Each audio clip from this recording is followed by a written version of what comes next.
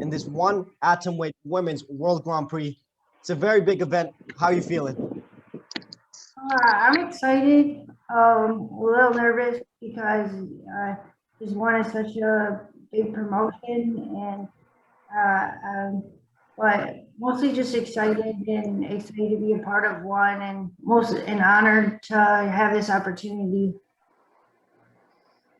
Alyse, we have media from all over the world with questions for you. I'm going to read them out to you, okay? Okay. This first one is from Fight Game Asia. You're about to make your debut in the largest martial arts organization in the world. What does that mean for your career? What are your plans for your time in one championship? I'm really just taking one fight at a time, but this has been the biggest, most exciting thing that's ever happened in my MMA career. It's really brought my training to the next level, and it's honestly, since the moment I knew I was signing this one, it has like changed my life, like my determination, and I'm mostly, again, just so honored that I just don't want to let this opportunity slip, and I'm going to take one fight at a time and work my way to the top and hopefully be as successful as I can in the promotion. You'll be facing Ituki Hirata of Japan in the opening round of this Atomweight Grand Prix. Tell us what you know about Ituki Hirata. I've watched quite a few of the fights. He's been pretty successful. He's got a good ground game. She's pretty strong. She's well-rounded, and I'm glad that I got her for the first round because it will be a challenge, and no one from one really knows who I am yet, and I feel like this is just such a great chance to show my abilities and show all the fans my strengths as well. This next question is from Jay Anderson of Cage Side Press. When you saw tournaments like the Invicta Phoenix series, did you see yourself competing in something similar one day, even if not a one-night tournament? I never saw myself competing in a one-night tournament just because I didn't really like that setup. But when I heard that one was doing this and not fighting the same multiple times in one night, I was really excited about it just because I love the whole setup, and especially being able to fight for the title at the end. It's just such a great opportunity. Cage Side Press with this question. What was it about one championship that led you to signing with the promotion? I just love how respectable the promotion is. You know, every fighter and martial artist that is in the promotion is just, I would honestly be honored to fight anyone that's in this tournament just because I respect them all so much. And I'm just like honored to be a part of one. It's something that I've looked forward to, and I get really excited when I think about my fight and think about what this is doing for my whole career. And I couldn't have asked for this to come at a better time in my career as well. So I'm just so honored to be a part of the promotion. This one is from Essentially Sports. You are joining the best atomweights in the world, bar none. Surveying the roster from the outside, what can you say about the level of talent in your division here in one championship? It's definitely going to be a step up in competition, but I'm always ready for the challenge.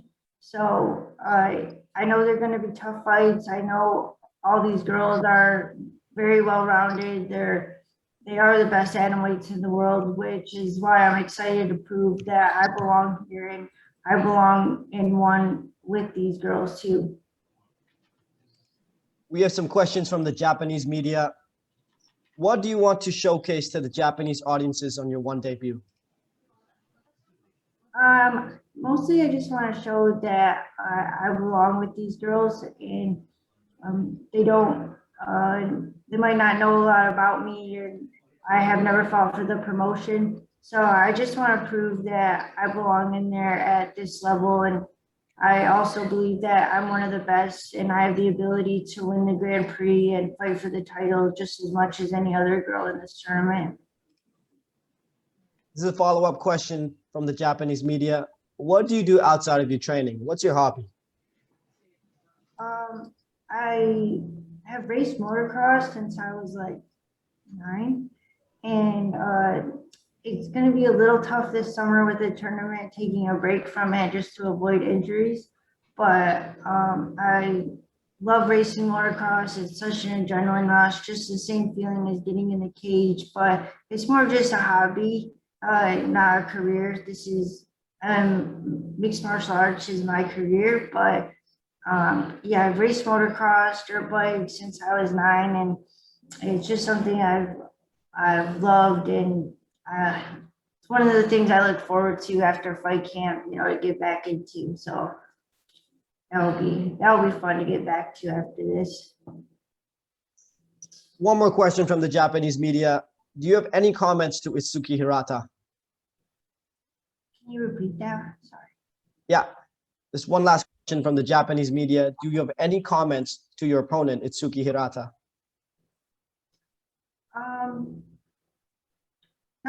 Not specifically to her, but I just know that she's a very respectable opponent, and I have a lot of respect for her. And I'm excited to share the circle with her on May 28th.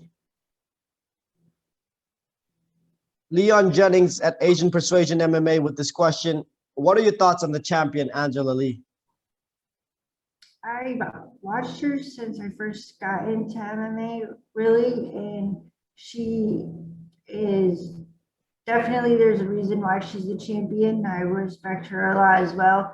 She's very well-rounded, very strong, and I've worked my whole career to be at that level, and this is a perfect time where I think that I've reached that, and it's a challenge, but I would love to be the one champion as well, and think that I've earned, and I'm going to work very hard to be able to earn that title. We have a question here from Brazil, from Rose Gracie. Where do you do your training camp? Who do you train with? And what's your walking around weight? I recently moved to Miami to train full time, and I train at MMA Masters with I have so many great training partners there. This will be a great camp for me because it's the first time that I've actually got to dedicate my whole life to training outside of work, and just been able to focus on this. So yeah, what was the end of that question? There was like 3 parts to it. There's 3 parts to that question. What is your walking around weight, and who do you train with? There's probably too many people to name off training with, but MMA Masters is definitely my team, and my walking around weight definitely varies, but about between 117, 118. No troubles making the weight? No. Singapore Strike Sports with this next question. What do you want the fans to know about you? I want them to know that I'm not just a random American that one decided to pick for this tournament. That, you know, I've been in mixed martial arts since I was 18. I had my first fight a month after my 18th birthday. I come from a traditional karate background. My dad owned a karate school when I was born, and have been in traditional martial arts since I was just a baby. So I definitely am ready to compete at this caliber with these atom weights, and look forward to meeting all the fans and performing in front of them, and just proving why I'm also one of the best atom weights in the world. For the fans that don't know you and your style, can you tell us what your style is like? What are your biggest strengths? Definitely my biggest strength is how tall I am. I'm 5'5.5", which is taller than any girl in the tournament, and probably one of the tallest 105 fighters. And so my reach is definitely an advantage, but I also love jujitsu. I have quite a few wins by submission, one being a flying triangle. And so I feel like I can get it to the ground. I'm comfortable on the ground. And but I also have good striking because of my reach. So, and I have a traditional karate background. So I feel that I'm pretty well rounded and I'm going to be able to give these girls at least some trouble wherever they decide to take the fight, or mostly wherever I decide to take the fight. Your opponent, Ituki Hirata, is known mostly for her grappling. Would you feel comfortable going to the ground with her? Oh yeah, if it goes to the ground, then yes, I feel comfortable. I know she's got a judo background too, so she's going to be looking for her throws, and I've watched her fights, so I know what takedowns she does like to go. So when we go to the ground, I will be comfortable just because, I've also faced pretty good competition too, and I've been able to get it to the ground in every fight when I've wanted to. So yeah, I'm comfortable with my jiu-jitsu. This next question is from Fight Game Asia. What are your thoughts on this Grand Prix?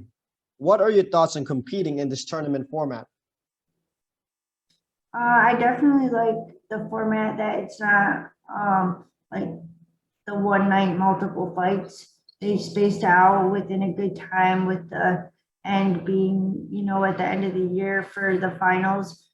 And I'm mostly, again, I'm just like super honored to be in the tournament and a part of this and this historic event that one is put on, and to be able to represent my country and be in there with these top girls is something I waited my whole career to be able to train full time like this and just put everything I have into this tournament. Looking at the 8 women in this tournament, outside of your opponent, who do you think is the biggest challenge for you? I want to say anyone in particular is the biggest challenge, because again, I feel like everyone that's in the tournament has earned their right to be there, and there's definitely, fighters like Stamp that are very, very good at their expertise, so like her stand up and my opponent's judo. But honestly, I feel like I'm more of one of the most well-rounded out of all of them. But every fighter that is in the tournament, I definitely respect, because they all have earned to be in this tournament. Now, a couple other Americans will be fighting on the One on TNT One shows. Most notably, Demetrious Mighty Mouse Johnson. He will be taking on the current reigning one flyweight world champion, Adriano Moraes. What do you think about that matchup? Well, I always love watching Demetrious Johnson, and of course, I'm always gonna root for the Americans. So it's been awesome watching him. Also, like Sage Northcutt, and his sister as well. I love watching them fight, especially because they came from like the same karate background as I have. So I'm excited to see them compete, and it's always good seeing other Americans in one. And I always support them. Can you give us some predictions for this matchup, Demetrious Johnson versus Adriano? Yeah, I honestly see Demetrious winning. I would like to see a finish, but I could see it going to decision. Another matchup that you just mentioned, Sage Northcutt will be taking on Shinya Aoki. Give us your predictions for that one. It's definitely going to be a tough fight for Sage, but I really want to see him just come back strong after his last fight. And I know he's been putting in the work, and I think that if he just sticks to his strengths and his game plan, then he'll come out on top. One more American on the card, big name, The underground king, Eddie Alverez, takes on the #2 ranked lightweight contender, Yuri Lapakis. No, you're going to root for your American, but give us another prediction for that one. I'm gonna say him by Eddie by finish. I think he'll finish maybe in a later round. That's my prediction. Thank you for that. We'll see if they hold true. Hope so. This next question here is from Gong Magazine. What are your impressions of Hirata's throws, especially in the judo throws and the neck throws? Can you go around the back? Like I definitely have the abilities to go around the back because I also think with how tall I am, like she might think that she'll be able to throw me. But one of my coaches at MMA Masters, Daniel Verde, is like a judo master. So we're obviously, training for that and working different variations that we feel will be beneficial for this fight. And, obviously stopping that, countering that. So, the fight is still about 8 weeks out. So there's plenty of time to prepare. And I like having a long camp because I like being able to be prepared. So there's no doubt that on May 28th, I'll be more than ready for whatever game plan she has. Next question from Rose Gracie. Who is your favorite female fighter and what belt are you in jiu-jitsu?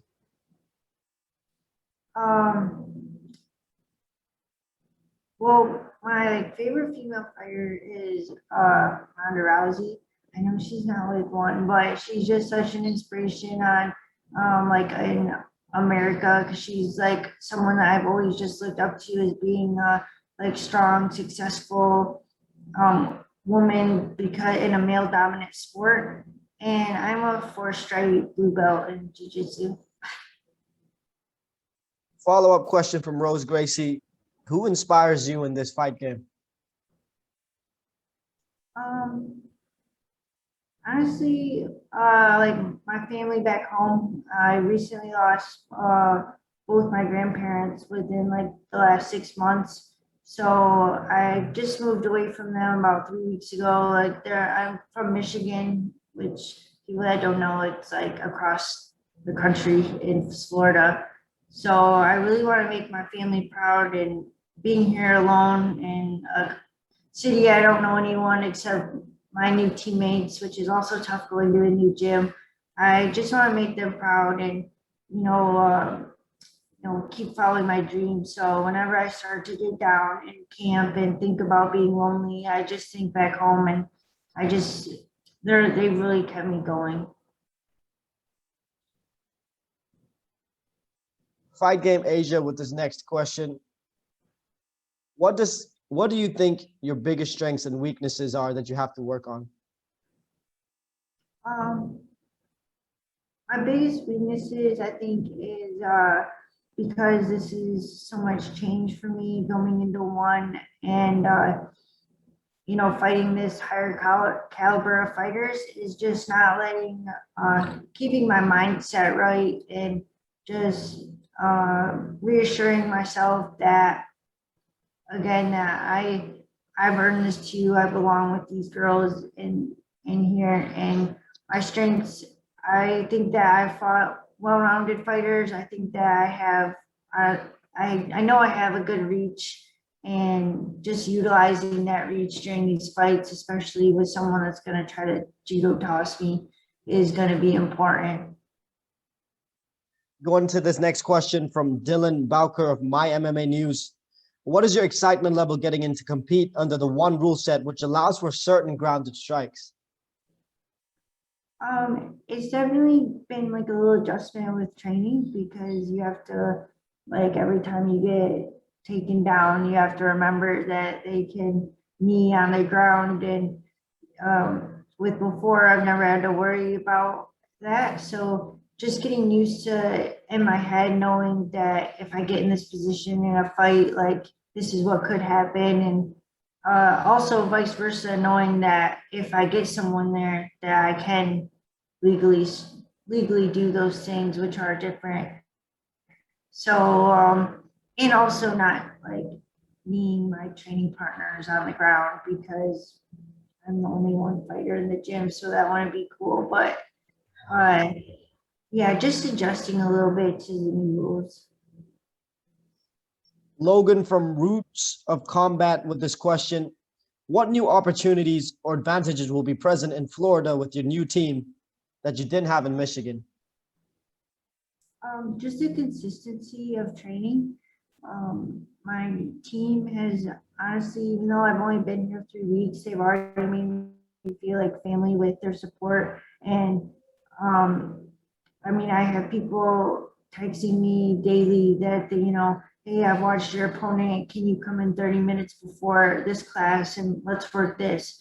And it's not just the coaches that are reaching out to help me. It's teammates and multiple teammates that, want to put in the work after training. And it's also like we have multiple trainings a day. It's not, back home, it's kind of like, you got one jujitsu class in a day, then maybe boxing the next. Like here, we're just grinding all day. You go to pro practice in the morning, strength and conditioning in the afternoon, and then followed by night practice, drilling, and it's every day. And we all stay on top of each other just to, like, we're definitely a family and make sure that we're all doing what we need to do to be successful together.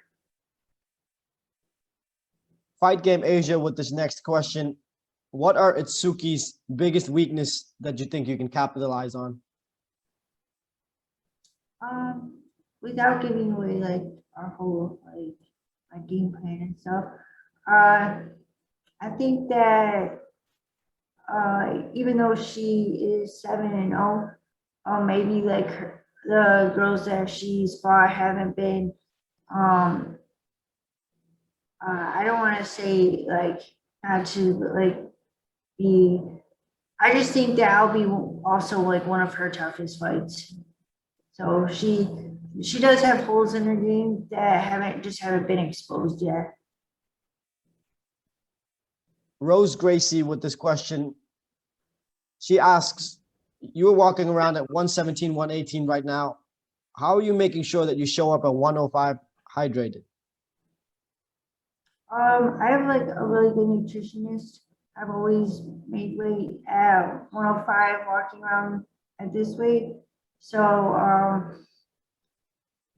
my nutritionist, Tyler Mitten, just has always put together, I follow a really strict diet along with my conditioning. And I've even never had to worry about like doing big water cuts in the past. So I've never had an issue making 105, even if I'm on the bigger end of the scale. One last question before we let you go. Is there one particular walkout song that you always use, or you always go with a new song? I always use God's Plan by Drake. Oh, that's a good one. Thank you, Alyse, for your time. We can't wait to watch you make your debut in one championship. All the best. Yeah, thank you again for having me.